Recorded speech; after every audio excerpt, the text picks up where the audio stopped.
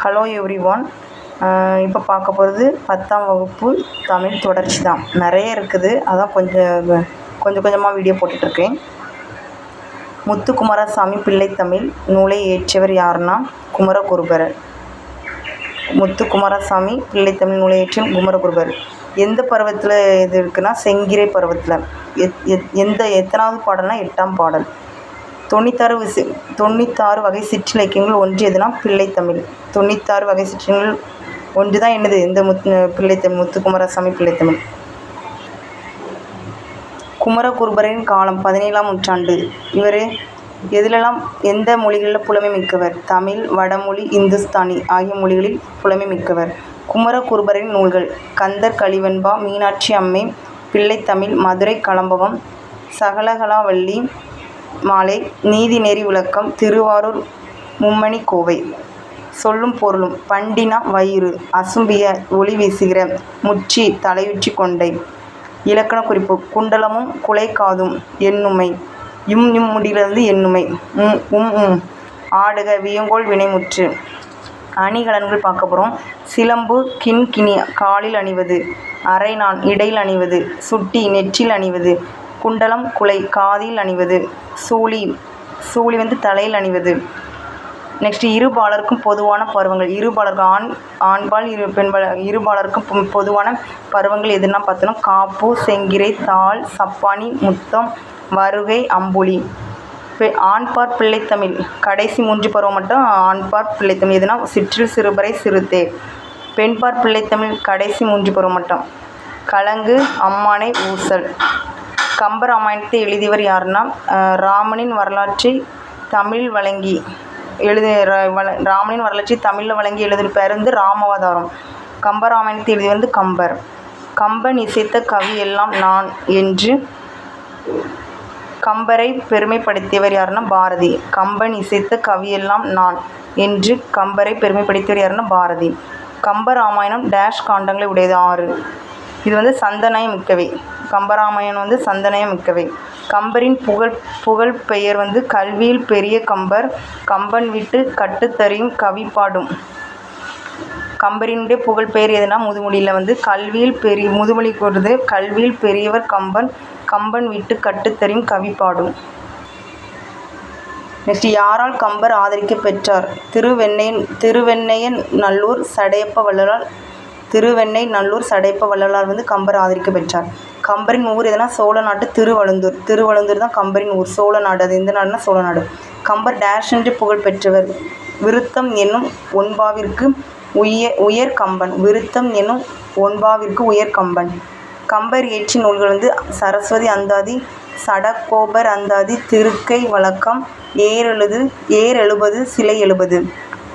எந்த சிறுகதை தொகுப்பில் பாய்ச்சல் என்னும் கதை இடம்பெற்றுள்ளது? தக்கையின் மீது 4 கண்கள். தக்கையின் மீது 4 கண்கள். அதில் தான் பாய்ச்சல் என்னும் கதை இடம்பெற்றுள்ளது. பாய்ச்சல் ஒரு சிறுகதை. இதனுடைய இந்த பாய்ச்சல் கதையின் ஆசிரியர் யாருன்னா சா கந்தசாமி. இவர் மயிலாடுதுறை நாகப்பட்டினத்தை சேர்ந்தவர்.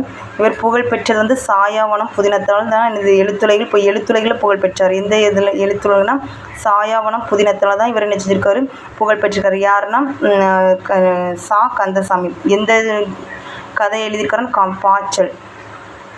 விசாரணை கமிஷன் என்னும் புதினத்திற்கு சாகித்ய அகாதமி விருதினை பெற்றார். எந்த புதினத்திற்கு விருது பெற்றார்னா விசாரணை கமிஷன். எந்த விருதுனா சாகித்ய அகாதமி. சுடுமண் சிலைகள் குறும்படத்திற்கு அனைத்துலக விருதையும் பெற்றவர் யாருன்னா கந்தசாமி தான். 150க்கும் மேற்பட்ட சிறுகதைகள், 11க்கும் மேற்பட்ட புதினங்களை எழுதியுள்ளார். சிறுகதைகள் எத்தனை எழுதியிருக்காருன்னா 150. புதினம் 11க்கும் மேற்பட்ட புதினங்களை எழுதியுள்ளார். யாருன்னா சா கந்தசாமி. அந்த அவர் எழுதிய புதினங்களின் பெயர்களில் சில குறிப்பிட்டிருக்காங்க. அது என்னென்னு பார்க்கலாம். தொலைந்து போனவர்கள், சூரிய வம்சம், சாந்தகுமாரி.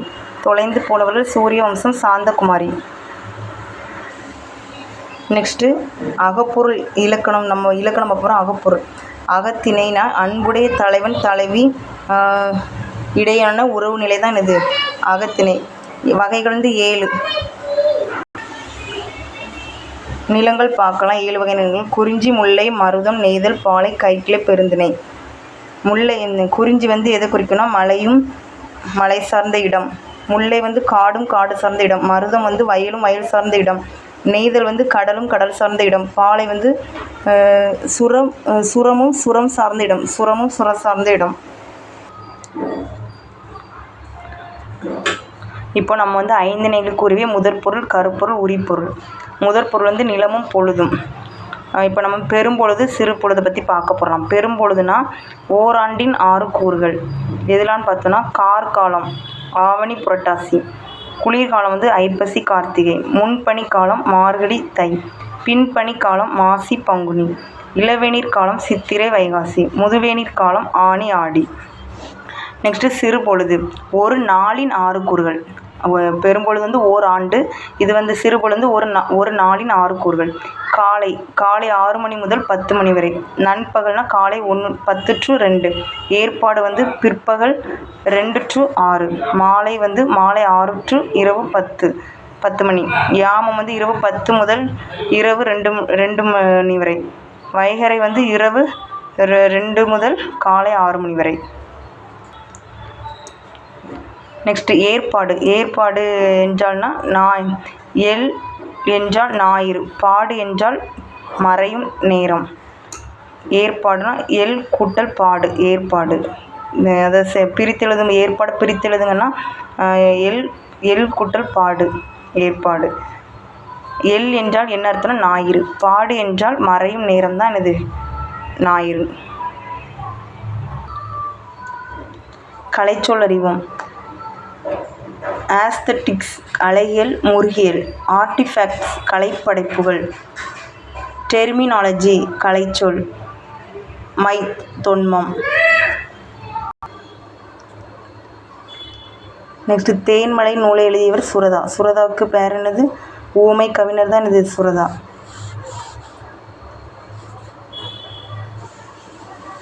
திருக்குறள் நீதி இலக்கியம் த திருநாவுக்கரசர். நாட்டார் கலைகள் வந்து கா பெருமாள். சிற்றகல் ஒளி என்னும் ஒரே நடையினை எழுதியவர் யாருன்னா பொ சிவஞானம். சத்தியாகிரகம் எப்போன்னா எந்த ஆண்டுனா 1906ஆம் ஆண்டு தொடங்கப்பட்டது. காந்தியடிகள் தான் தொடங்கி வைத்தார். எந்த இதுலனா தென்னாப்பிரிக்காவில். ஆங்கிலேயர்களுக்கு எதிராக சுதேசி கப்பல் நிறுவனத்தை தொடங்கியவர் யாருன்னா வ.உ. சிதம்பரனார். இப்போ வந்து நம்ம சிற்றல்கள் ஒளி அந்த பொ சிவஞானம் அவருடைய குறிப்பை பற்றி பார்க்க போகிறோம். அவருடைய பிறந்த நாள் வந்து எதுனா ஜூன் 26ஆம் நாள். எந்த ஆண்டுனா 1906ஆம் ஆண்டு. பிறந்த ஊர் என்ன பகுதி? சென்னையில் சால்வன் குப்பம். அது வந்து எந்த இதுனா 1000 விளக்கு வட்டம். எதுனா சால்வன் குப்பத்தை தான் 1000 விளக்கு வட்டம் சொல்கிறாங்க. சென்னையில் இருக்குது. தந்தை பெயர் வந்து பொன்னுசாமி. அம்மா பெயர் வந்து சிவகாமி. பெற்றோர்கிட்ட பெயர் வந்து ஞானப்பிரகாசம். ஆனால் சரபையர் முதியோர் அவர் வீட்ட பேர் வந்து சிவஞானி. சிலம்பு செல்வர் என்று அழைக்கப்படுவது சிவஞானி. கேள்வி அவருடைய வந்து கேள்வி ஞானத்தை பெருக்கிய பெருமை. அவர் வந்து கேள்வி ஞானத்தை பெருக்கிய பெருமை வந்து விருது வந்து எதுலன்னா திருப்பாதிரி புலியூர் ஞானியாரடிகள் வள்ளலால் கண்ட ஒருமைப்பாடு. இந்த இதில் தான் விருது கிடச்சிருக்குது. இதில் தான் அவருடைய கேள்வி வந்து ஞானத்தை பெருக்கியிருக்குது. எந்த நூல்னா திருப்பாதிரி புலியூர் ஞானியாரடிகள் வள்ளலார் கண்ட ஒருமைப்பாடு. எந்த விருதுனா சாகித்ய அகாதமி விருது. நெக்ஸ்ட் என் வாழ்நாளில் நானாக முயன்று சேர்த்துள்ள சொத்துகள் என்னிடம் உள்ள பல்லாயிரக்கணக்கான நூல்களை தவிர வேறில்லை என்று உறுதியாக கூறியவர் யாருன்னா சிலப்பதிகார காப்பியத்தை மக்களிடம் கொண்டு செல்ல விரும்பியவர் யாருன்னா சிவஞானம் தான்.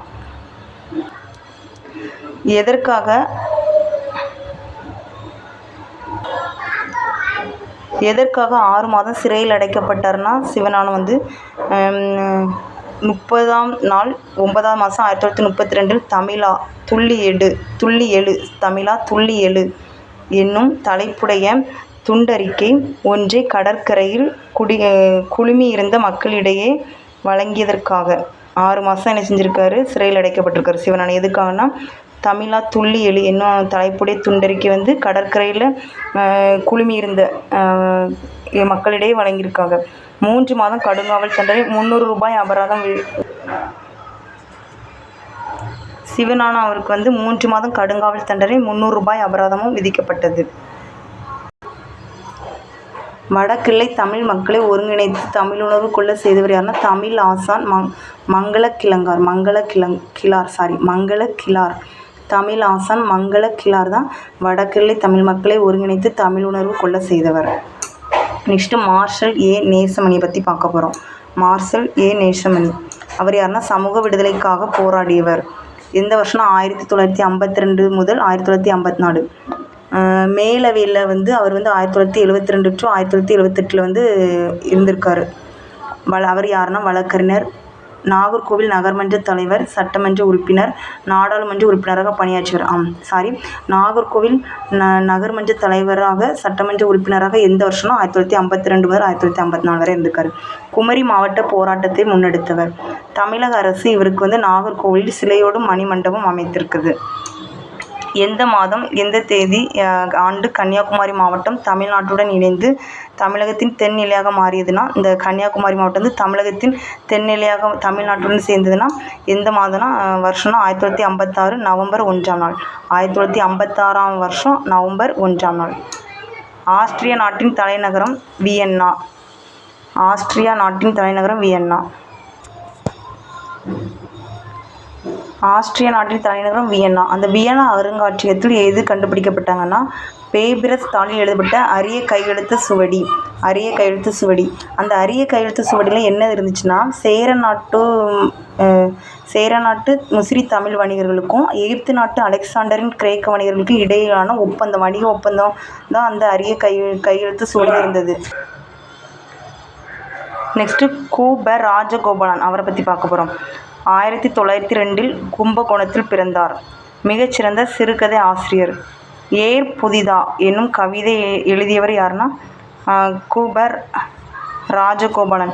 எந்த படைப்புல இருந்துச்சுன்னா கு.ப. ராஜகோபாலன் என்ற படைப்புகளில் தான் அந்த என்னது கவிதை ஏர் புதிதா என்ற கவிதை வந்து இடம்பெற்றுள்ளது. இவர் யாருன்னா கவிஞர், நாடக ஆசிரியர், மறுமலர்ச்சி எழுத்தாளர். தமிழ்நாடு வந்து பாரதமணி, பாரத தேவி, கிராம ஊழியன் ஆகிய இதழ்களில் ஆசிரியராக பணிபுரிந்தார். இவர் வந்து கு.ப. ராஜகோபாலன் எந்த இதழ்களில் ஆசிரியர் பணிபுரிந்தார்னா தமிழ்நாடு, பாரதமணி, பாரத தேவி, கிராம ஊழியன். 2ஆம் ராசராச சோழனின் பெயர் பட்டங்கள். 2ஆம் ராசராச சோழனுடைய பெயர் பட்டங்கள். அவருக்கு 2ஆம் ராசராச சோழனுக்கு வேறு பேர்லாம் என்னென்னா கோப்பரகேசரி, திருபுவன சக்கரவர்த்தி. கோப்பரகேசரி, திருபுவன சக்கரவர்த்தி. மெய்கீர்த்தி கவிதையின் இலக்கிய நயம் வந்து எவற்றை பற்றி கூறுகிறது? மெய்கீர்த்தி கவிதையின் இலக்கிய நயம் வந்து எவற்றை பற்றி கூறுகிறதுனா நாட்டின் வளத்தையும் ஆட்சி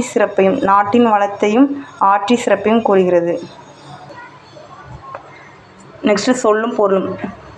சுண்ணம்னா நறுமண பொடி, காருகர் நெய்பவர், தூசு பட்டு, துகிர் பவளம், கிளி துணி, வெறுக்கை செல்வம், பாசவர் வெற்றிலை விற்போர், ஓசுனர் எண்ணெய் விற்போர், நொடை விலை, கண்ணுள் வினைஞர் ஓவியர், மண்ணீட்டாளர் சிற்பி. மண்ணீட்டாளர்னா சிற்பின்னு சொல்கிறோம். இலக்கண குறிப்பு. வண்ணமும் சுண்ணமும்னா எண்ணுமை, பயில் தொழில் வினைத்தொகை. இது பகுப்பத உறுப்பிலக்கணம் பார்த்துக்கிடுங்க, வீடியோவில் தெரியும்.